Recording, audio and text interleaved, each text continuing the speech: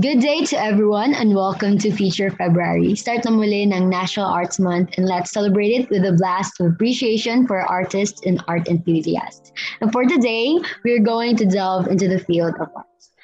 So with us today is Miss Myra Gahid. Hello po, Miss Myra. How are you doing po?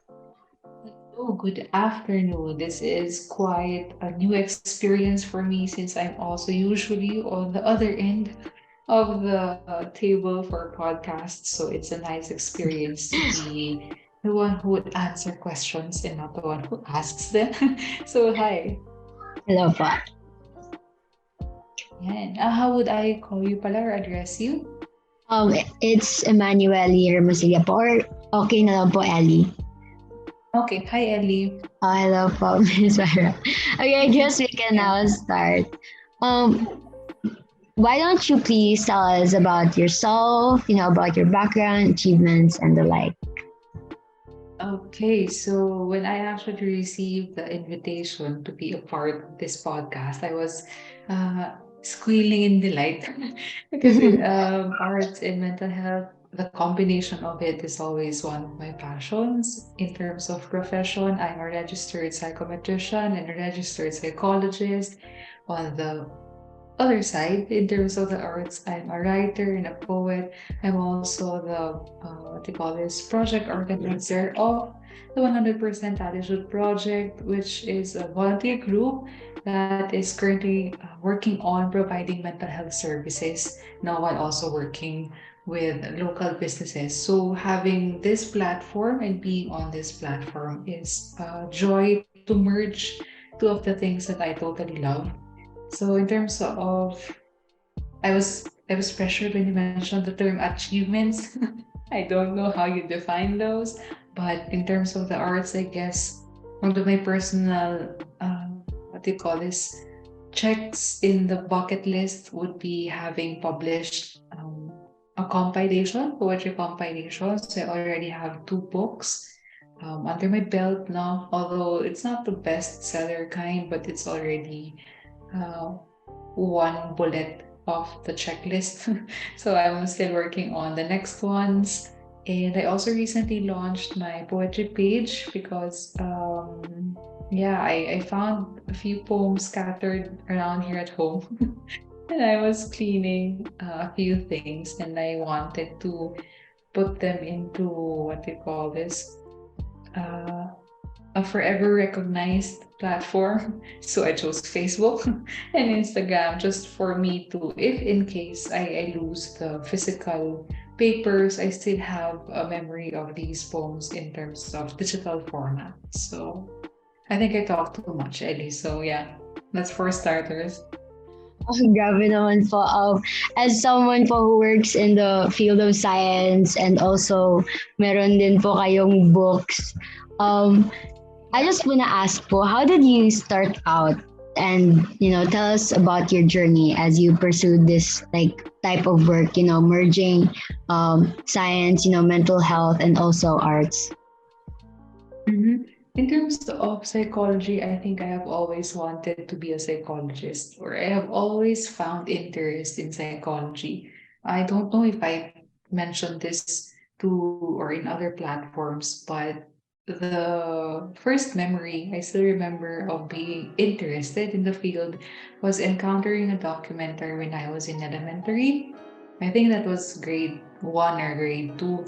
I don't know how I found that channel, but what they call this, there was a documentary covering what was then called multiple personality disorder, which is now dissociative identity disorder.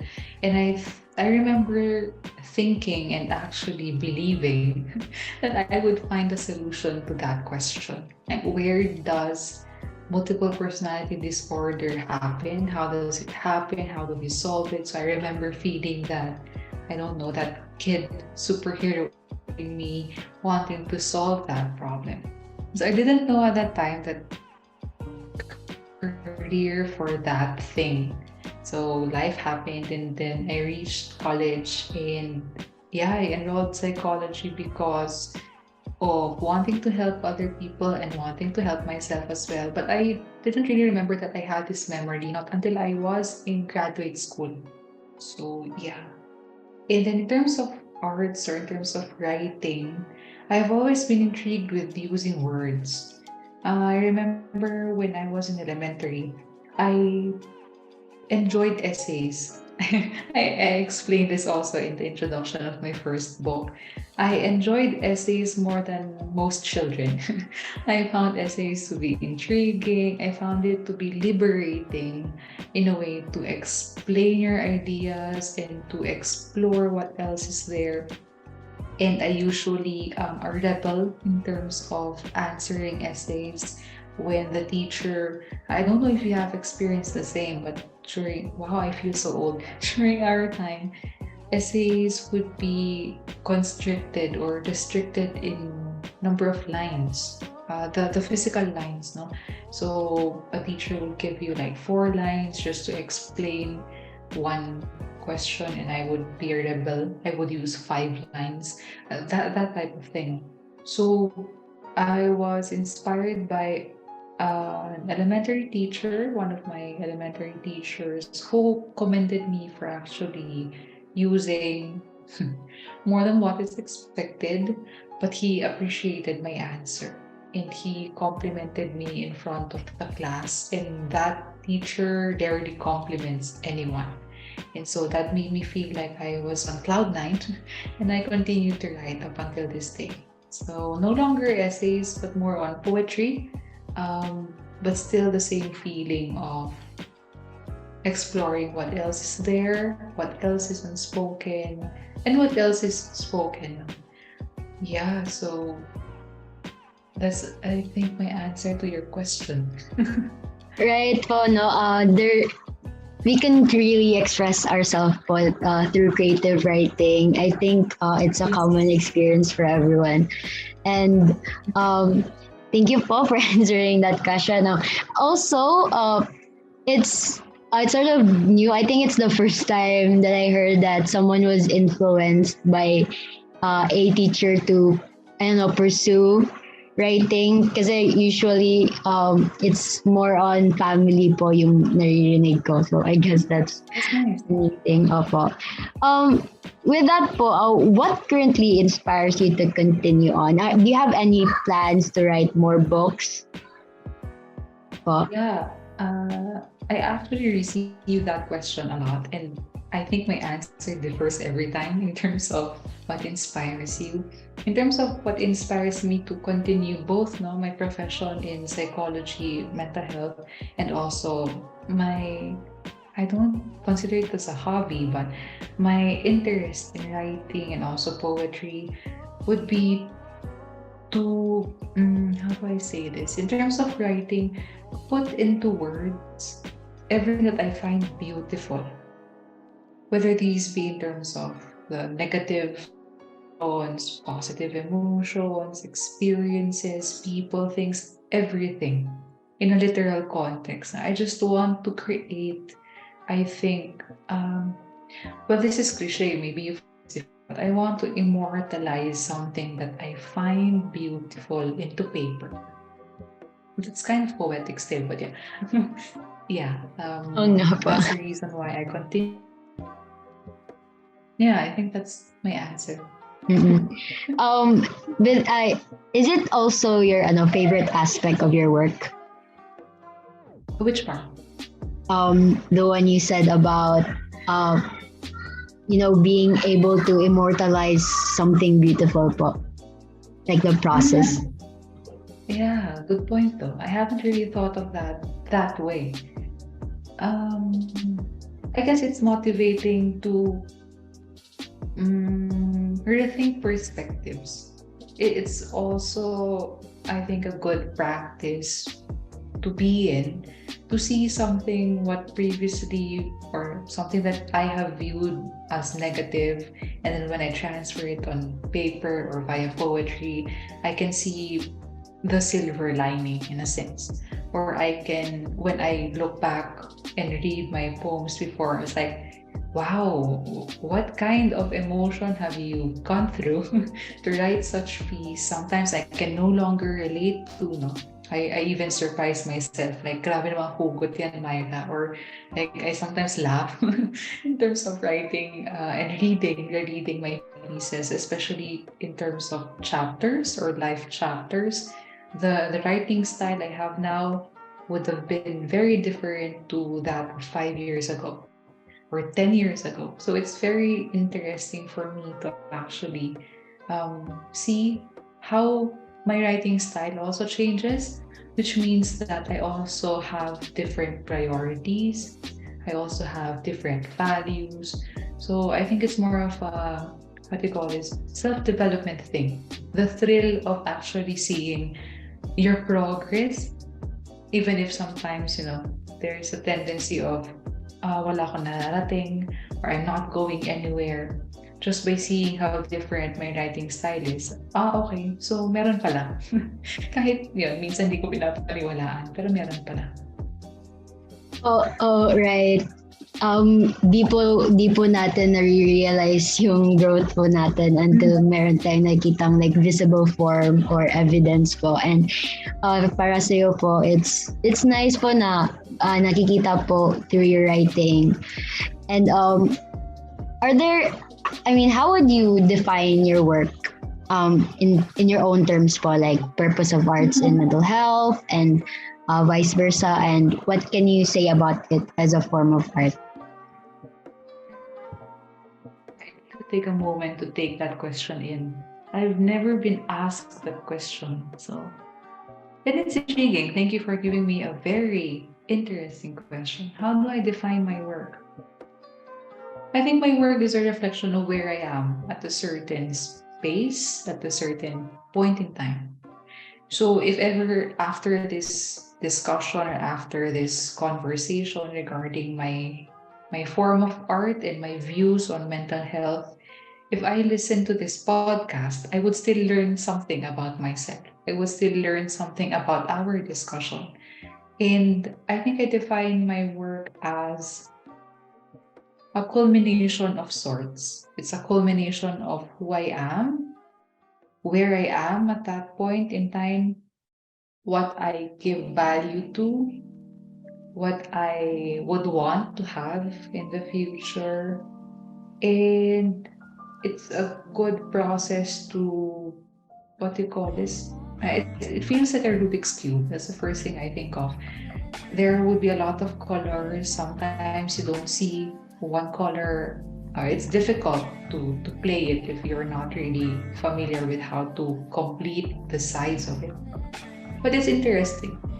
There would be a lot of ways to complete a side and complete all colors, but there's a pattern. There's still something that makes you you, and in my case, there's always something that makes me me.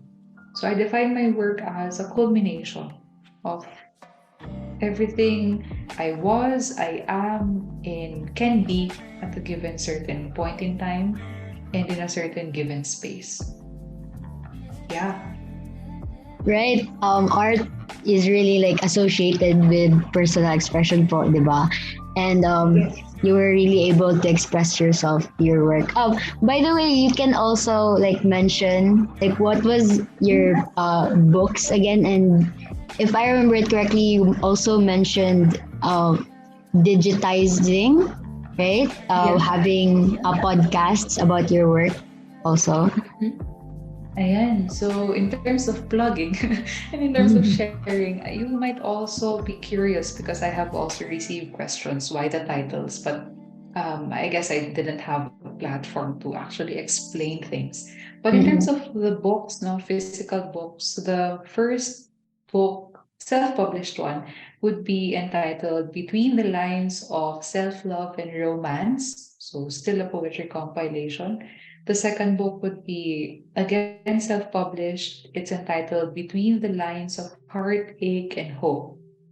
So, yeah, I opted to put contrasts just to give everyone a sense of spectrum that sometimes you might feel much brokenhearted, but there's still a ray of hope.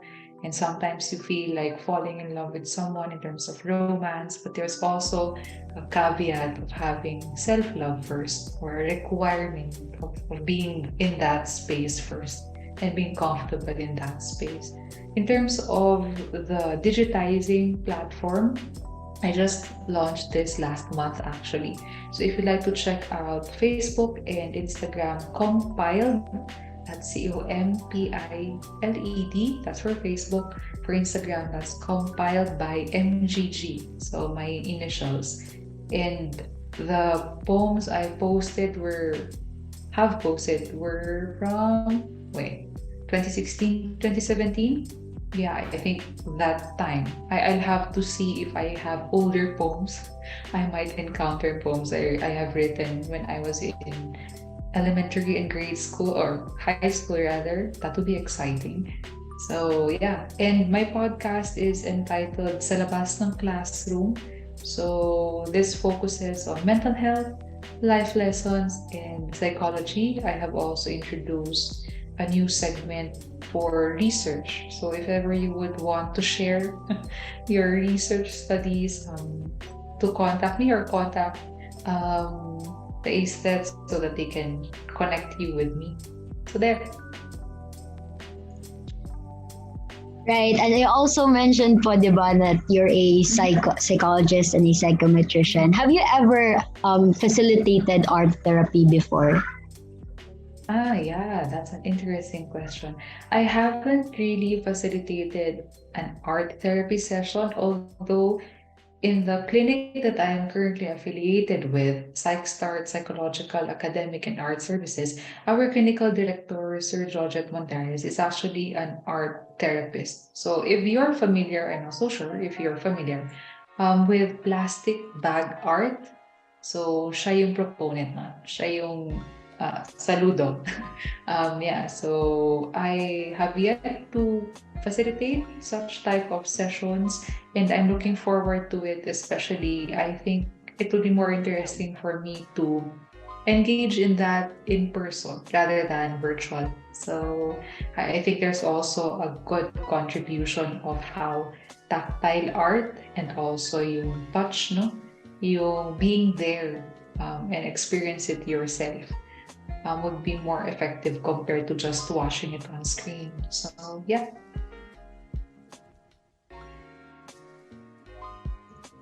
Thank you po for relaying us that information. Kasi po, it is not, art therapy po is not well known kasi when you say art therapy, usually po people will just think that, use art to relieve stress, use art to like try to be more happy, I guess. So as how do you think that your particular field, which is psychology, is being viewed generally in the Philippines? Wow. Yeah, that question. How psychology is viewed in the Philippines? It's complex. We have made milestones, especially during the pandemic, in terms of first acknowledging that it is real. So that's the foundation of it. But we still have a lot of work to do, no?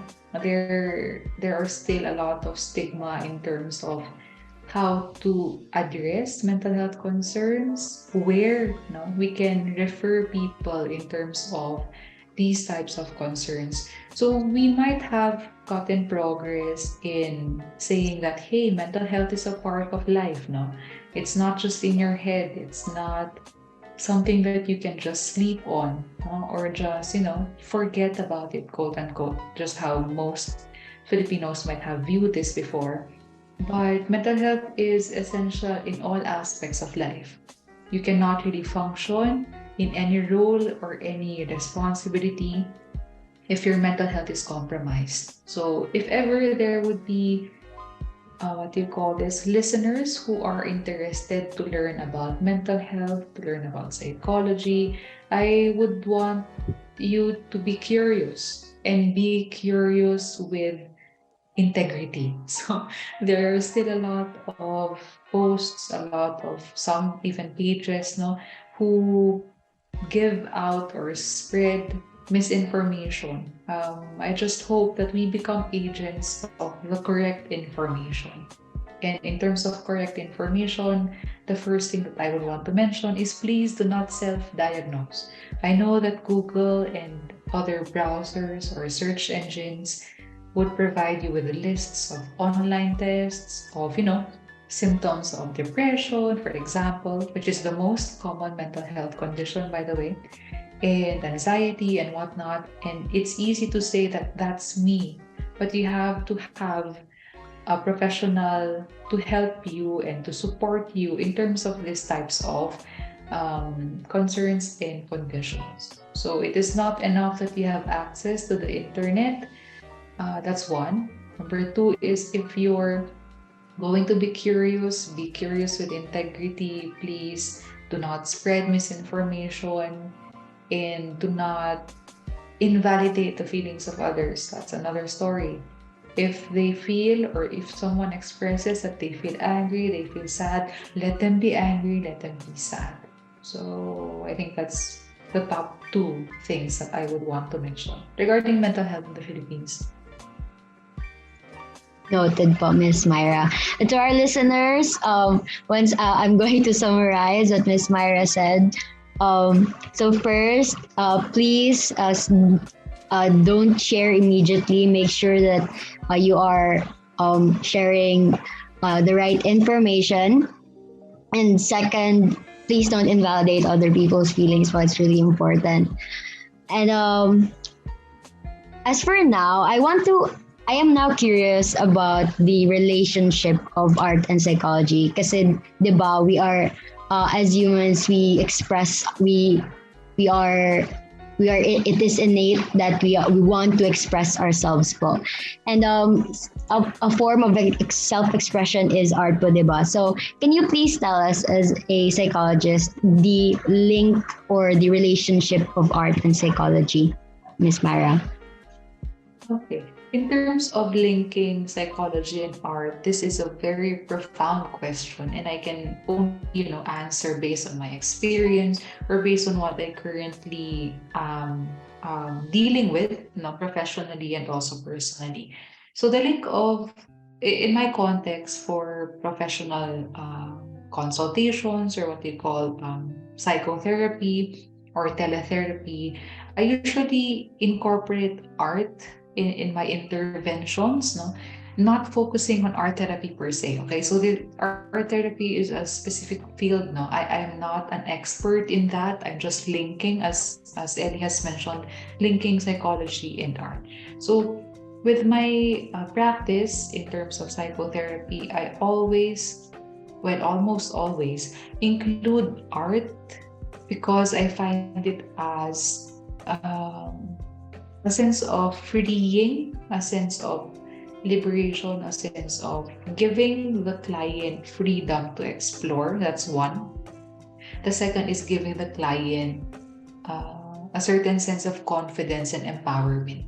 So what I usually do is I check and I probe what type of art technique might work for them, what type of field of art are they interested in. For example, not all clients would appreciate writing, the same way that not all clients would appreciate playing instruments or actually learning to play an instrument. So if there is already a spark of interest in the client, for example, you know what, before I have this session or consultation with you, I'm interested in painting. But then, stress happened, work happened, and I didn't want to paint anymore. So I would give them assignments to allow them to go back to that space of wanting to enjoy a certain freedom related to art. And then after that, I would ask them a few questions regarding the process and regarding the output. And eventually, you also get to see the progress the client makes. So I usually receive comments such as, thank you for giving me this assignment because I discovered that I'm interested in this, or I'm no longer interested in this art, but I'm interested in this art already. So most of the clients find it helpful also for them. and also for self-discovery, that all the answers you actually need do not come from us. So that's a misconception, no? That when you go to a consultation or when you go to a session with a mental health professional, that we will solve your problems. No, we don't solve your problems. We help you so that you can solve your problems. In art is a good way to actually give you the freedom and to make you feel confident about making decisions on your own. So I think that would be the link or the connection, a sense of freedom, a sense of confidence, and feeling empowered to actually do something with less restrictions compared to other forms of techniques related to therapy. So, yeah. Indeed, po. I think from what you said, uh, I came to a conclusion po na art and psychology work hand in hand to help us discover parts of ourselves that we don't even realize that are part of ourselves po. So, do you think that there are any types of disadvantages or advantages that are unique to your field po? And please specify po. In terms of advantages, disadvantages, psychology, you mean? Yes po. Okay. Okay. So in terms of advantages and disadvantages, I actually appreciated what you've mentioned, no, in terms of summarizing the link of art and psychology of discovering yourself. That's one advantage. I would go further to explain the second advantage by relating it to your answer. It's rediscovering yourself. I think it's very important for people to understand that when you encounter a stressful problem, one major life event, let's just say, or a series of life events, and you feel like there's no way out, you feel like there's what do you call this? A cage and you cannot go and leave and you feel trapped and everything. There's a sense of rediscovery because you know that you are strong, you know that you are confident, you know that you have these skills, these traits, but sometimes they are just hidden or they are just overpowered by your current stressor. So that's the second advantage. A third advantage of psychology would be in ways that you discover and or to discover yourself is also a way of understanding other people. So for example, you don't believe or you didn't believe that mental health was, real before until you experience, hopefully not, no, a life-changing event and you get to understand, oh, so this is how a friend, a family, a person in the community might have felt during that time. It's not to say that you can feel the exact feelings, you go through the same thing. There would still be a lot of factors related to that, but you get to understand that mental health is serious. No? It's something that you should talk about and something that you should be expressive about because it sometimes ends up in a life or death situation. And just a disclaimer, I would not explain further the what do you call this emotionally laden content. But what I want to express is you also get to see the goodness in the bright sided part of human beings. But in terms of being in that experience, when you also go through it, you can also see how dark things can go. And just an understanding of this would give you a certain level of respect of how other people who have gone through it overcame their problems, the pressures, and everything. Which leads me to the disadvantage. So, as mentioned earlier, it's very easy to just click on a search browser and just type in what you're feeling and feel like you already have a diagnosis or you already have this type of experience. So, a disadvantage would be not being able to explore safely, no? Not being able to safely explore possible solutions, that's one, possible interventions, that's two, and also possible conversations about these types of conditions or in some cases disorders. So that's one disadvantage. Not allowing yourself to explore with the help of a mental health professional because you're afraid of what other people might tell you, what or how other people might even perceive you na parang, o baliw ka na kapag kausap mo psychologist or psychiatrist. I'm already debunking that myth. You're not crazy if you talk to us, no? And that also doesn't excuse us. That the second disadvantage. Even mental health professionals and allied professionals also experience mental health concerns. So we are not exempted. We are not excused from these types of conditions or even disorders. And it's also a disadvantage for our field to be generalized or to be compartmentalized that ikaw nga nakakatulong ka mag-solve ng problem ng iba or you can solve the problems of other people. Why can't you solve your own, no? So yeah, we even receive that type of comment that how come you can help a lot of people but you cannot help yourself.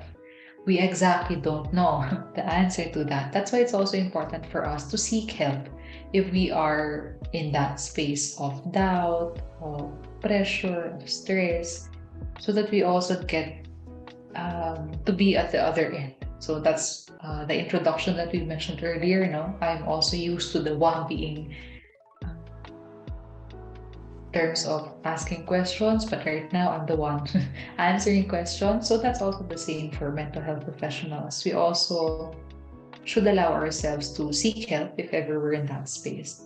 Another disadvantage is thinking that we read minds. This is the first thing I thought of when you ask a question. We don't know and we cannot read minds. Yeah, you have to express what you need and what you want so that we can also understand where we can help you and how we can help you. As we always say in the field, no, we cannot help people who do not want to help themselves. Mahirap yung katukin, no? Katukin yung pader kapag ayaw niya mag-give in. So we don't want to knock on doors, forcefully open doors, and whatnot. So yeah, I think those are the few things I have in mind. Thank you, Miss Myra, po, for enlightening us and giving light to the misconceptions about mental health. Po. Let's move on to being a creative writer as in the field of psychology. Po. Like, what are the disadvantages and advantages to that specific type of work? Po? In terms of, I'm actually grateful that I don't see writing as a profession. I think it would be much more pressuring for me to view it as a profession. If ever that's the case. Siguro an advantage to merging or being a creative while also being in the mental health field is I get to experience both worlds simultaneously. So, for example, when most or not most, a significant number of my poems are actually inspired by my sessions or inspired by my interactions with others, professionally and otherwise. No? That's an advantage. You get to, as mentioned earlier, you get to view the world in different perspectives. That's an advantage. Another advantage is I get to write about stories I don't need to experience just to learn from. This is in the context of psychology, vicarious learning. You don't need to experience the experience of another person just for you to learn. No, you can learn from a third person perspective in terms of writing. You can learn just by watching them or observing them. Not in a creepy way, or in a stalker type of way, but you get to understand na, okay, if I were in their position or if I were in their shoes, how would I have reacted? No, this is not during sessions. This is also outside sessions already. When I'm doing my reflection or when I'm writing on my journal, ano kaya yung naging solution ko kung ako'y nasa posisyon nila? And that also gives me a sense of openness, especially if there are values, if there are priorities na hindi parehas. Kumbaga, kunyari, may value or may pinaninindigan yung kliyente na sa personal life mo, hindi kayo parehas. So I don't, sa ethics, no, I don't impose kung ano yung gusto ko, kung ano yung kailangan mangyari based on my perspective sa buhay ng kliyente. And so I explore that sa poetry na lang. For example, the client would view a certain situation as siya lang yung tama, no? Hindi niya nakikita na meron din siyang error or meron siyang mistake. This mistake or this error, I can translate it to poetry without also invalidating the experience of the client and also being confidential as well. So hindi ko ikikwento yung life story niya sa poetry. It's just a point, no, na pwede kong gamitin as inspiration to write something. So yeah, that's an advantage. I guess a disadvantage is that I feel more.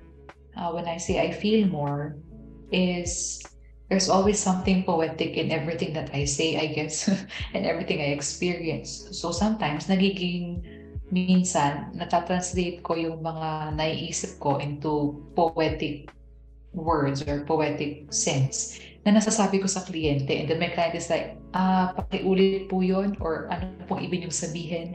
So minsan ganon, sa mga sessions umaabot ako sa point na nagiging poetic din yung mga pagsagot ko sa client, and I'd have to explain how I, come up with that sentence or come up with that activity or come up with that comment. So I think that's a disadvantage. It's more of not being able to see the client eye to eye in terms of their perspective. Minsan na-overpower ng pagiging creative ko. So yun. That's still a work in progress, but there are still times na ganun. And it makes me laugh. Well, sometimes it makes a client laugh, no? Na I had a client who asked me, are you a writer, ganyan, or are you someone who is interested in the arts, ganun siya.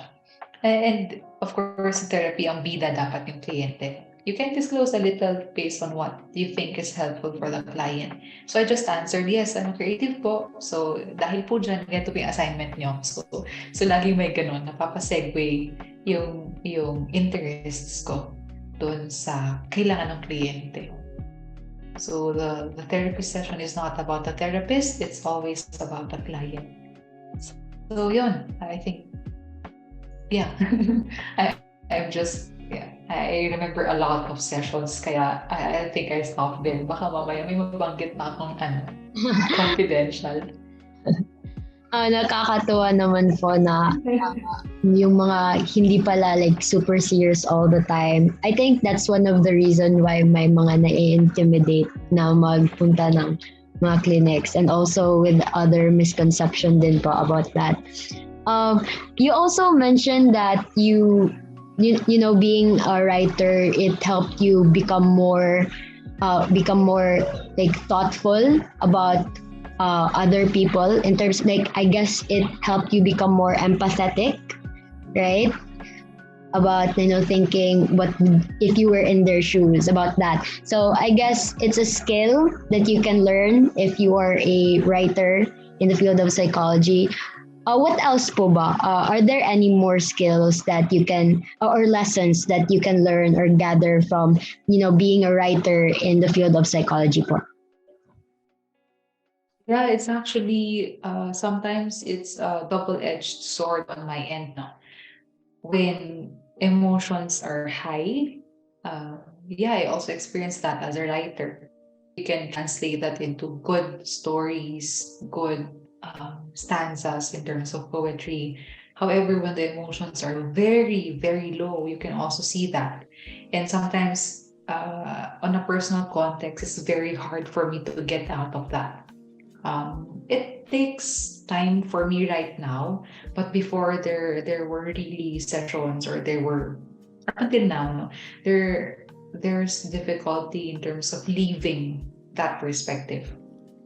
So when you are in a therapy session or in a consultation with a client, and the client, explains concern niya, tao pa rin tayo, so we still get affected. But there are still moments, and there were very significant moments that it was very difficult for me to get out of that space. Naiwan yung pagiging writer ko dun sa, sa session na yon. Or in some cases, naiwan yung pagiging psychologist ko dun sa sinusulat ko. So, meron yung phase na ganun. I just don't remember yung timeline. But I remember there was a phase na parang yung nasusulat ko sa poetry felt like a recommendation, no? List of recommendations, which I should do in terms of a professional context. And meron din yung, kaya nabanggit ko kanina, yung mga sessions na instead of having that type of more formal, more structured recommendations, nagiging poetic siya. So, siguro yun yung time na hindi ko paggamay ano yung difference, no, nung hat ko bilang psychologist and hat ko bilang writer. Sometimes I would have interchanged those, but right now I'm more mindful.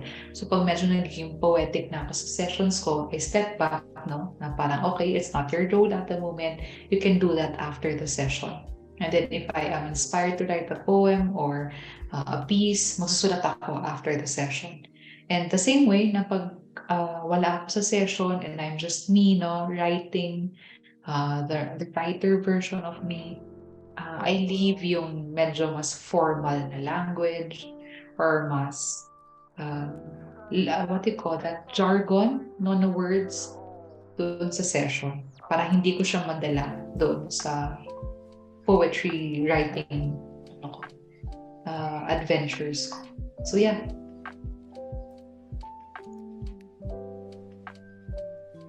So aside po from being empathetic, meron din po yung being mindful na skill which is kailangan po in your work po. So what can you say, what can you tell or give advice po to people who wants to be a writer and is also interested in the field of psychology po? Good question, no?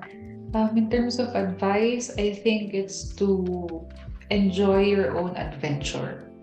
Usually, nagkakaroon tayo ng, kapag mga, paano ba i-explain? For writers, sometimes it's not a matter of your confidence to actually write. It's a matter of your confidence to explore what happens after you have written something, no? Of getting your work, quote unquote, out there. Siguro mas marami lang din yung pressure and also yung thoughts natin about the feedback that we will receive, no? Not in terms of our skill of writing, because I know you believe that you can do it. It's just the pressure of, hala, paano pagka may nag-react ng ganito? Paano pag nag-message sa akin yung isang audience, hindi niya nagustuhan, no? Ito yung most, no, ng pressure or concerns related to writers. So enjoy the process of discovering your style. Enjoy the process of discovering what type of content can you stand by, no? Regardless if that is read or unread by other people. If you say na, oh, I wrote this poem 5 years ago, would you still stand by it? No? Be a responsible writer. I think that's one. The second is also be a responsible mental health professional if in case you're interested to be in that field. Siguro for future psychologists, future psychometricians, guidance counselors, psychiatrists, no, if you would want to be a doctor. The first would be have a constant routine of self-discovery.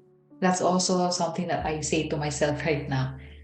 Not because I'm a mental health professional, not because I have already, published books and have written these types of things, means that that's the final version of me.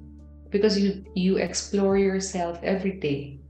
There's always a situation where you find yourself discovering na, I prefer this over that. I prefer A over B. Ganito ko pala na-discover na malakas pala ako sa ganito, no? For example, the pandemic, I never imagined myself to actually have a podcast. I never imagined myself to share my thoughts as openly as like this. Believe it or not, prior to 2016, no? prior 2016, I'm not the expressive, talkative type of person. So yeah, most of my students do not believe that as well. So I'm one of the people who you consider as the wallflower, people in the corner, up until 2016. So during the pandemic, I discovered that I find podcasts interesting because I've always been more anxious in terms of calls, specifically video calls rather than chatting. I guess it's the writer in me as well. So when I explored podcast, pwede pala na mag-express ka ng sarili mo na hindi live, no? Na hindi live. At saka yung wala yung mukha mo, na hindi nakikita ng mga tao, yung facial expressions mo and whatnot. But you can still get emotion because of the tone of your voice. So that's what made me fall in love with podcasts. So yeah, be mindful of your journey of self-discovery. Do that every day. And also discover ano yung content na kaya mong i-share. And up until what type of content yung willing ka na maging responsible for. Because sometimes it's easy to say na freedom of speech. Yan, no? Freedom of speech. I can say what I want. We're in a free, liberal country or whatnot. Ang kadugtong nun is you have to be responsible of the feedback given to your speech. Because your speech represents a portion of you. Your speech represents a part of you. Although it's a certain time, it's a given space, at one point, pangalan mo yung nakadugtong doon. So kung yung mga sinasabi mo ba, kaya mo pangatawanan 5, 10, 15 years from now? So yun, be responsible in terms of your writing, in terms of your self-discovery, and do not blame others for what you put out there. They might have affected your journey at a certain chapter, but you always have the free will and also the decision to redirect kung saan man papunta yung journey mo. So yeah. And for the aspiring podcaster, writer, or psychologist, yun na yung advice ni Miss Myra sa inyo. Miss Myra, where do you see these kind of industry? You know, you were able to parang accumulate, link yung tatlong industry in the Philippines and you know, going in the future. And or how do you like view these industries you're in? As in how yeah, they will be like yung view na perspective mo? for me naman, I'm not really into podcast kasi because I'm a bit visual din. So parang nawawala ako sa focus. Yung mga, opo. Pero sabi nila informative naman. So, ano po. In terms of viewing, no, I think I will always find ways. I'm not advertising, you're not paid to advertise. And I think I will always find ways to merge everything that I am interested in. So siguro yung podcast was a way for me to merge, as Elias mentioned, no, psychology and also art and also my expression. My books would be a merging of what I want to do in terms of my bucket list, no? Lahat ng writers gustong ma-publish in any way, no? Regardless, I think, of the sales or the number or the ranking. Siguro, a few of us would want to be in that bestsellers list. Pero yung para makita mo, yung sinulat mo na nakaprint sa papel at mabasa ng iba, that's already the thrill of the entire journey. So I think I will always find creative ways on how to merge everything I love at that moment or at a given time. I know I've used that phrase very often in this episode or in this podcast episode because I think the version of me 5 years ago is different from the version of me now. Maybe before, like I mentioned, I didn't have, interests in actually listening to podcasts. I didn't even know what a podcast meant. So, yun yung ako noon. Ngayon, I'm interested in it. I'm actually doing it. I'm pursuing it. So I don't know what my future version holds for me in terms of venturing in the creative world, but I'm certain that I will continue to merge mental health psychology, writing, poetry, words, and expressing these things so that they would not feel like I bottled it up and, just gave it all at once. So I want a constant flow of me observing the world, watching the world, and participating in it. And then after I participate in that world that I want to live in, I express it in my own way. So para siyang nakikita ko siya as a factory. So for example, the input, let's just say, would be world, the experiences of other people, the things I see, the places I've been to or haven't, or dream of. And then once I translate it in my own lens or using my own perspective, I explain my interpretation and give it back to the world. So it's kind of a cycle, no? I give the world a version of me, a portion of me, and then whatever they say, since I do my best to become responsible, it's their own definition already. So it also took me some time.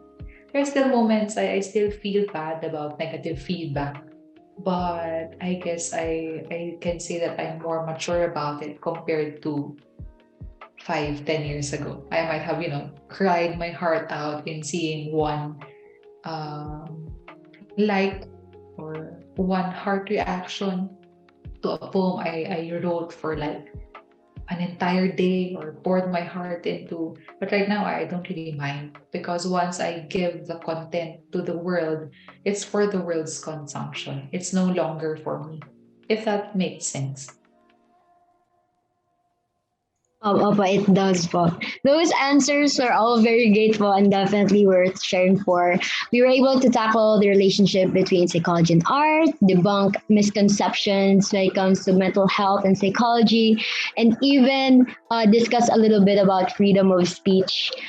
And thank you so much for being with us here today. Time flies so fast. Miss Myra, that's all for the day. Again, thank you very much for accepting our Thank you. invitation. Thank you and being here with us. Hoping for a continuous self discovery and always keep safe.